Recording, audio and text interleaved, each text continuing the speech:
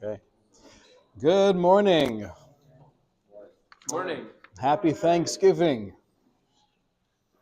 So the topic is the Golem. Figured we have Hanukkah coming up soon. It's Thanksgiving today. What better subject to jump into than the Golem? The tie-in obviously is pretty straightforward. What I'd like to do here is divide this conversation into two shorter shiurim. This one is focused more on the background of where do we find in Shas and Poskim the notion of a golem. Where and when does that conversation come up? And then next time, I'd like to delve more into really a fascinating journey, a journey through history, a journey through various aspects of ancient Jewish literature. And this journey is really led by Rabbi Dr. Shner Lyman. He is probably the greatest Orthodox historian of the 21st century, and this is one area that he has spent a lot of time exploring, and some of his findings are absolutely just fantastic. So we'll start today with some of the background and then creating that segue into the historical perspective, raising the question of, do we actually believe the Maral himself made a golem? And then next time we'll get involved with some of the findings of Dr. Lyman. Sounds good? Yeah. So the Gemara speaks about a golem. This is a Gemara in Sanhedrin, Amarava. I bo tzadike boru alma.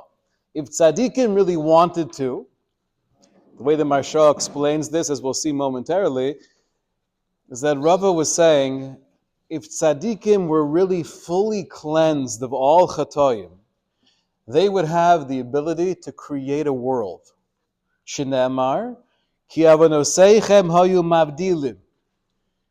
As it says in the pasuk that your avonos, your averos serve as a mechitza, as a barrier between you and me, says HaKadosh Baruch Hu. The indication is, if you were to take away all of those mechitzos, so then just like Hashem is Bari Alma, then the tzaddik can also have the ability to be Bari Alma. Rava Bara Gavra, almost to prove his point, Rava himself created a Gavra.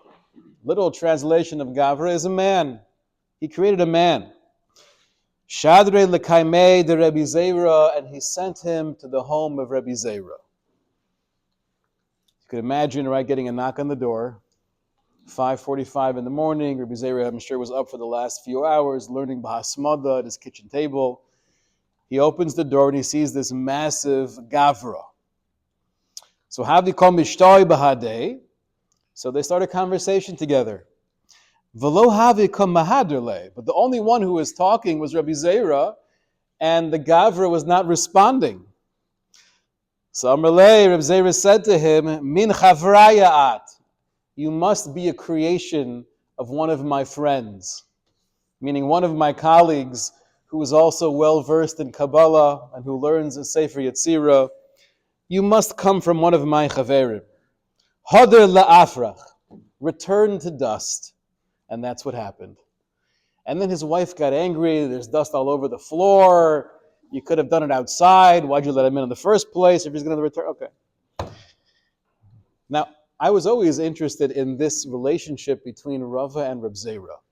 Because where else do we find an interesting interaction between Rava and Reb Zera? That's the Gemara. The Gemara in Megillah, Zayin Amud Beis. Yeah, got to chazer that. Zayin Amud Beis. We have Rava inviting Reb Zera to his house for Purim. It sounds like there was a little bit too much Simchas Purim going on. Rava gets up and he shechs Reb Zera. So you see, they definitely had the relationship. They were really in college together, the truth is, and they always kept up. So I wonder if this Ma'ase in Sanhedrin historically came before the Purim Suda or after. I don't know. Okay, obviously there would be a lot to unpack in this Gemara itself, but just showing as a reference that we do have a precedent to the notion of that you might have tzaddikim who are able to create what's known as a gavra in Talmudic literature, and what we might refer to as a golem. Golem just literally means a form, because the indication would be it's the shape, it's the form of a human being, but it's lacking the tochen, it's lacking the neshama. Now, one more story from that Gemara in Sanhedrin. Rav Chanina, Rav Oshia, Habu Yasvi, Kol Male Shabsa. Rav Chanina and Rav Oshia would sit together every Erev Shabbos. V'oske b'sefer Yetzira. Right, this is a minig many of us have, Erev Shabbos. Can you please start cutting the vegetables? I would love to. I'm just being osek in Sefer Yetzira right now. It's a Shem when I'm done. We'll have them all chopped up. So they were being osek in Sefer Yetzira together. Umibri lahu igla tilsa. And they created an igla tilsa. Gishmak calf. Only 1/3 grown, the perfect amount of tenderness. V'achlile.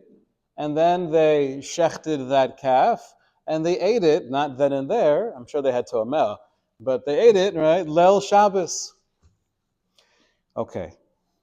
Now you could imagine from a financial perspective, right? First of all, if we could create our own gavra, do you know how much money we would save on security every single week, right? Out of our line items in the budget, security is up there. Create your own security team. Now imagine the money you would save on buying meat and chicken if you could just make your own. So I'm sure this was a money saver. But what you do see, so you're right. There are a few interesting questions that do emerge from this Gemara. First of all, is a man, a gavra created through the Sefer Yetzira, considered a full human being? The answer is obviously no. He wasn't able to speak. And we'll see in a moment from the Marsha, that's because he did not have a neshama, and it's only through having a neshama do you have the koach hadibur. And you also see that Rav Zera had no qualms killing this thing. So obviously there's no ritzicha, there's no murder. So a golem is not a human being. We also see that an animal created through the Sefer Yetzira is kosher to eat. Now you still have many questions. Does it require shechita? Is it fleishik? Okay, these are all wonderful questions. Question in the back, yes?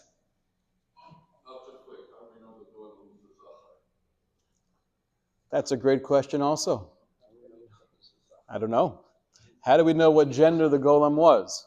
And this question comes up in the tshuva of the Chacham Tzvi. We'll get there in a moment. Anyway, Rashi says that Bara Gavra, when Rava created this golem, it was Al Yadei Sefer Yetzira, Shalamdu Tziruf Osio Shel Shem. It seems like the function of the Sefer Yetzira is that it teaches you how to combine different letters of the Shemos of Hashem. We know Kabbalistically, like the Ramban writes in his introduction to Chumash, that really the entire Torah is in infinite combinations of Shemos of HaKadosh Baruch Hu. The Sefer Yetzirah itself goes back to what time in history? So we have two different Mesoras. The Rokeach writes that the Sefer Yetzirah goes back to Avram and was actually composed by Avram Avinu based on his own, I guess, discoveries and teachings that he was Mekabel Me'es Hashem Yisborach. And we have others who suggest that maybe the Sefer Yetzirah dates all the way back to Adam HaRishon. Either way, it's a very holy Kabbalistic Sefer. The Marsha writes, when he's explaining the general concept of a tzaddik being able to create a gavra if there is no mechitza between me and Hashem, and therefore I could be more godly in the sense of emulating that creative ability that HaKadosh Baruch Hu has. The Marsha explains that Chachmei Emes, the teachers of truth, meaning those who have a Masorah and Kabbalah, teach us, Ki b'chol ma'isa adam nivra davar ruchani lefi ha'ma'isa. In everything that we do, every decision that we make, every word that we speak, we're creating spiritual forces. Hein tov, hein ra. U'malachei mashchis haboy me'avonoseichem. The malachei mashchis, those destructive forces or angels that are created through our being bocher berah, those are heim hayu mavdilim beinechem. Those are the barriers between ourselves and HaKadosh Baruch Hu. Now, it's not only Chachmei Emes that says this. We know it's a Mishnah in Pirkei Avos. The Mishnah tells us that every mitzvah you do, you're creating a malach. So why was the Gavra not able to respond to Rav Zera? The Maharsha explains, Lefi shekoach haneshama shehu hadibor lo hayayachal livro. One thing that a human being cannot create is a neshama. So you could engineer an incredibly strong and perhaps absolutely brilliant artificial intelligence, but you cannot engineer a neshama. And that seems clear from the Gemara. Even the greatest of tzaddikim, lo hayachal livro.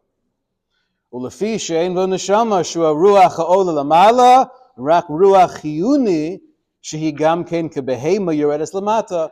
Because this Gavra did not have a neshama, although he looked like a human being, the life force was more similar to that of an animal, so that's why he wasn't able to speak, and that's likely why Rav Zera did not feel any issue with turning him back into dust. Halacha l'maisa.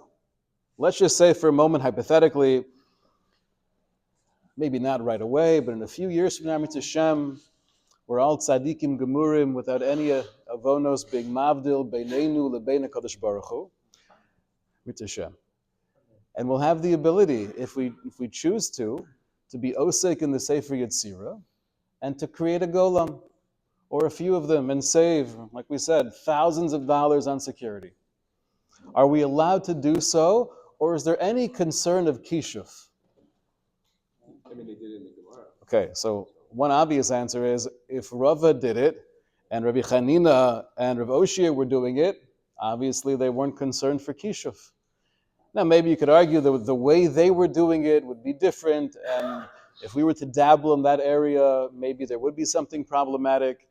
The Tur Paskins in Kuf Ayin Tes and Yeridea, and Kuf Ayin Tes is the siman that speaks about all the different superstitious and black magic in Yanim that we have to stay away from. The Tur Paskins, Al Yadei Sefer Yetzira, Mutter Lasos L'Charchila. If you have the ability and you have that level of chasidus, you're allowed to utilize the combination of osios of Shem Hashem to create something from the Sefer Yetzira, Mutter L'Charchila. However, just in case you're getting excited, the Shach over there writes as follows. Now, to give the context here, and this will be helpful when we get more into the historical background, the Shach lived around what time in history? 1622 until 1663. So that means he passed away when he was 40, 41. Now during that time, his few short years in Olam Hazeh, he accomplished an unbelievable amount in the realm of Torah scholarship. And he writes over here that Al Yadei Sefer Yetzirah Mutter, that's what the Tur and the Shulchan Aruch Paskin and Kuf Ayin Tes, Lasos L'Chadchila the Shemos HaKodesh Heim. So he first explains why is that the halacha? Because you're not utilizing any kind of black magic. This is not kishuf. You're engaged in Shemos HaKodesh. And Hashem Yisborach gave koach within these osios for the Chasidim and the Nevi'im to utilize them. V'hapoel behem, what's the point of actually doing something like this, besides saving money? So v'hapoel behem mara gedulaso ugvuraso shel Hashem Yisborach.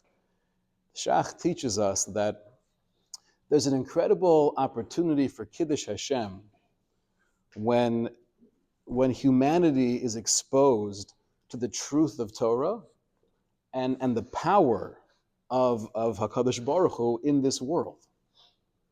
So one reason why you might do it, you're having a hard time selling people on the whole discovery seminar thing, and the codes were a big thing in the 90s, and now they're no longer a big thing. Forget all of that, right? Forget the Kuzari argument. Just bring a whole bunch of people in the room and say, hey guys, watch this, right? That's enough. Yemara behem geduloso gvuroso shel Hashem yisborach. However, here's the caveat. Ach she is osku behem bekedusha uvetahara. You could only be engaged in this kind of Sefer Yetzirah creation with holiness and purity. Uletzorich kedushas Hashem. And you're doing it for the sanctification of God. Uletzorich mitzvah rabbah. Or for a big mitzvah. Asher lo nimtza zeh bedoros halolu. And this we don't find in these generations. Meaning the level of kedusha and tahara that's required to be osik in the Sefer Yetzirah, that we don't find nowadays. B'avonoseinu harabim. Va'afilu bizmanehem, and even in their times, we see that it was not at all something that was pashut to allow yourself to get into. Kol sheken bizman hazeh. She efsher linhog b'taharu kedusha, v'rachmana liba boy. So what does Hashem want from us? If we can't reach the same madregas of the previous generations, rachmana liba boy. Hashem wants your heart. Meaning Hashem wants your sincerity. HaKadosh Baruch Hu wants us to try our best. But don't be involved with things that are way above your madrega. This is all a quote from the Ater Zov. The Shach himself says, V'devarim nechonim, and I agree 100%. V'chein nimtza bekama mechabrim dorshe rishimos she'ein l'shtamesh b'shemos hakodesh ki'im l'tzorech mitzvah rabbah. And we find this concept in many sources, that you should not utilize the holy names of Hashem unless it's l'tzorech mitzvah rabbah, for the sake of a great mitzvah. V'gam b'sifrei mikubalim mavur she'oven godol hu l'shtamesh b'shmo. We find in the Sifrei Mikubalim that it's actually viewed as a terrible sin to utilize Hashem's name, and therefore hamoneya yivurach. One who refrains from doing so will be blessed. What's that?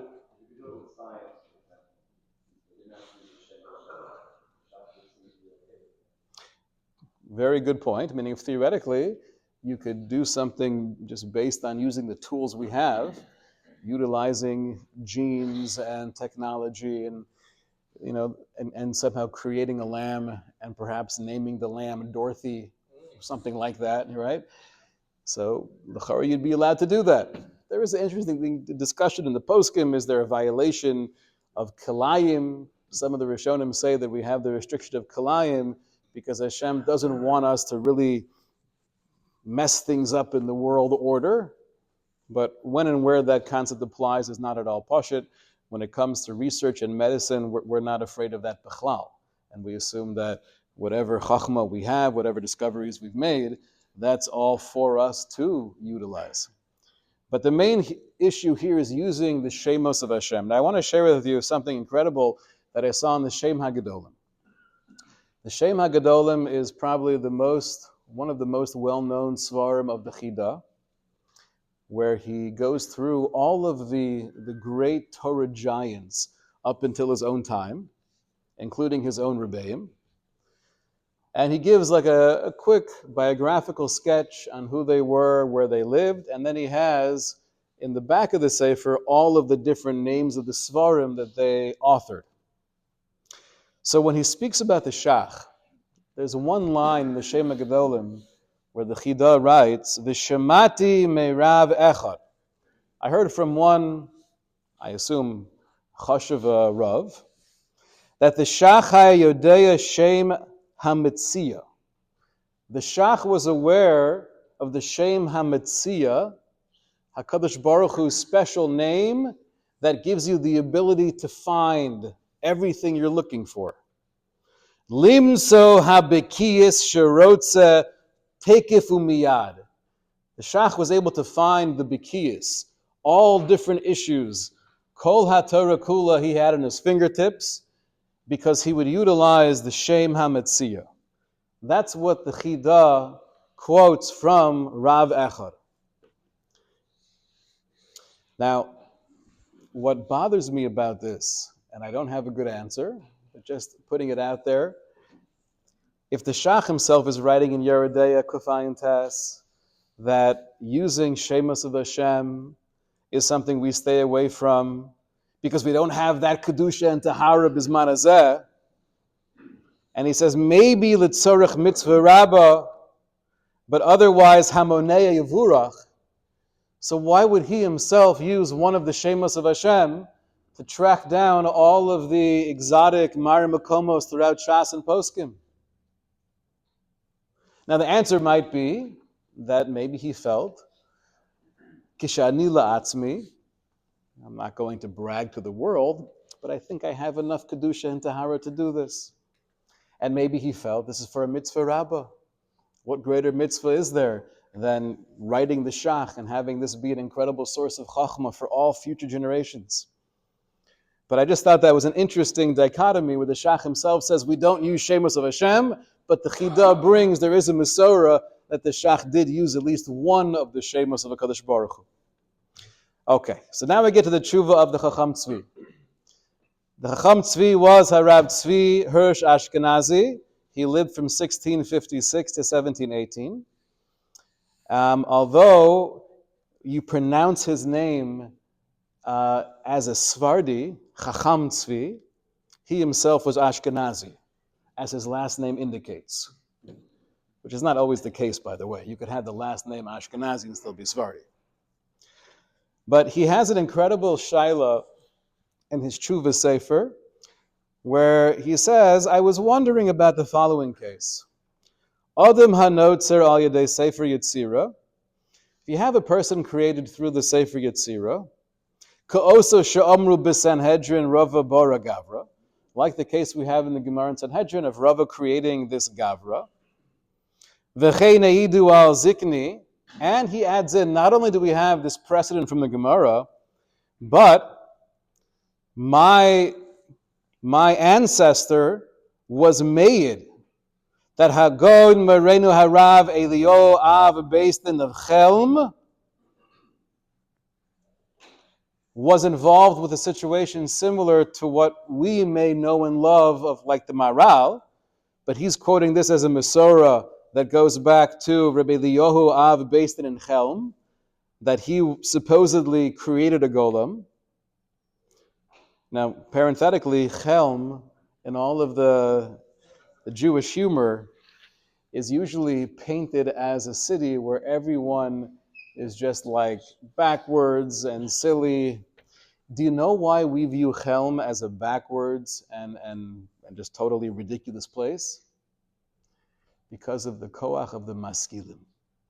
Chelm was actually an incredible city within Klal Yisrael in Europe, where you had massive Talmidei Chachamim. And as a way of putting it down, of almost using it as a shtoch against authentic Orthodox Judaism, that town, Chelm, became the place of all of the jokes. Interesting to note. So over here we have the Chacham Tzvi saying, if you have a person created through Sefer Yetzirah, like we find in the Gemara, going back 1,500 years ago, and like I actually have Eidus, going back to my own ancestor, Eliyahu Baal Shem Tov, so mi mitztarif l'sara l'devar matzrichim asara, kagon kadosh and kedusha. Let's say we're one man short, right? Looking for that 10th man. And officially, Shachar started 7 minutes ago. People are getting antsy. They have to go to carpool. And I woke up early to be here. Why can't he wake up early to be here? So then you have a great idea. You're thinking to yourself, 1 second. Maybe I'll run into the office, right? Grab my Sefer Yetzirah, do a little tziruf osios of Shemus Hashem, create a gavra, Baruch Hashem, we have the 10th man. Can he count for a minyan? This is getting back to Gilad's question of, by the fact he's asking this question, it sounds like he's assuming the gender of a golem. Unless you could make him bedafka, a zachar, I don't know.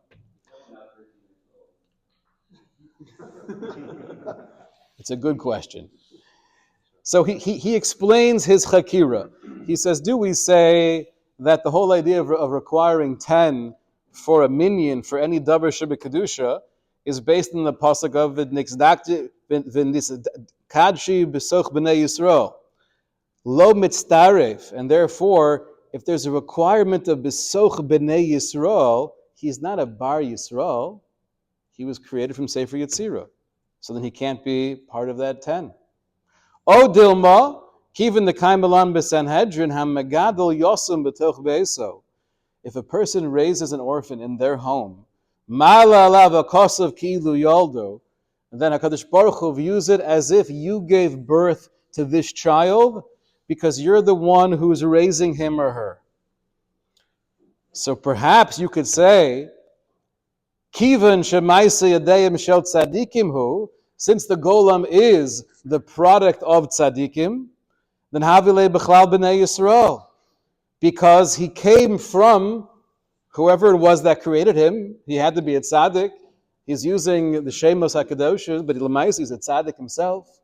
So maybe he is considered a Bar Yisrael. Now, one of the greatest questions on this tshuva is, it might be an interesting hypothetical, theoretical question, but why would you introduce this into your tshuva sefer? This has l'chorah no application halacha l'maisa at all, unless it does. Right. Now, it could very well be, with as we journey into the world of AI, there might be more applications based on this tshuva of the Chacham Tzvi. It's also interesting to note the Mishnah Berurah in Siman Nun Hey, where he speaks about the requirement of having 10 men for any davar shebekadusha. He does quote this Chacham Tzvi. He has one line where he says, by the way, regarding the shaila of if a golem could count for the 10th man, take a look at the tshuva of the Chacham Tzvi. So the same question one would ask on the Chacham Tzvi himself, why are you bringing this question up? L'chorah, that's even more of a question on the Chafetz Chaim.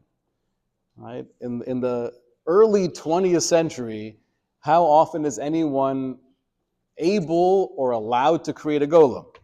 Why would you incorporate this line into the Mishnah Berurah? Now, one last source I want to look at together is Rav Yaakov Emden. Rav Yaakov Emden was the son of the Chacham Tzvi, and in the Sheilus Yaivitz, he has a tshuva, Siman Pei Beis, where he speaks about the question his father was addressing. Behad b'sapkale lemar abba b'sifro, b'notzer al yadei sefer Yetzirah im mitztarif l'sara. Regarding that question my father was osek in his sefer, kosev b'sefer chasal. Anyone know what the acronym is? Ches Samech Lamed. Chasal Siddur Pesach. No.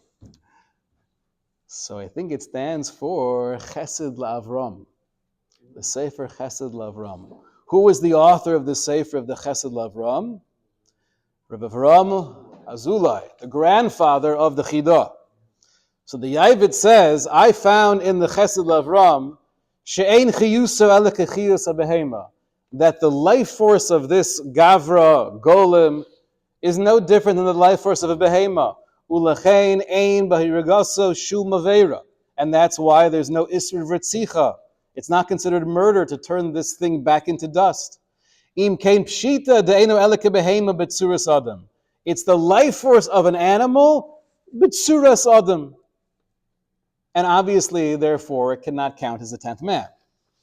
Agav azkir kan masha shemati mipeh kadosh. I also want to mention here what I heard directly from his holy mouth. Avi Mori Harav Zal, from my great father, the Chacham Tzvi, which we saw in the tshuva of the Chacham Tzvi, he alludes to himself. Mashakora ba'osav shenotzar al yadei zikno hagon Rebbe Eliyahu Baal Shem Tov Zal. The golem that was created through his grandfather, Rebbe Eliyahu Baal Shem Tov. Ki acher shero holich v'godol ma'od. My father told me that after the great Rebbe Eliyahu Baal Shem Tov saw that the Gavra, the golem he created, was growing and getting out of control, nisyara shelo yachriv ha'olam. He was concerned this thing might destroy the entire world. Again, it sounds very similar to AI, right?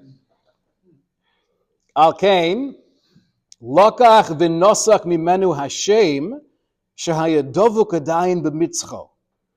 So what he did is he took part of the shame, pashub shat, that means Shem Hashem, part of the Shem Hashem that was still on the forehead of the golem, he took part of it off. And then immediately the golem was returned to dust. However,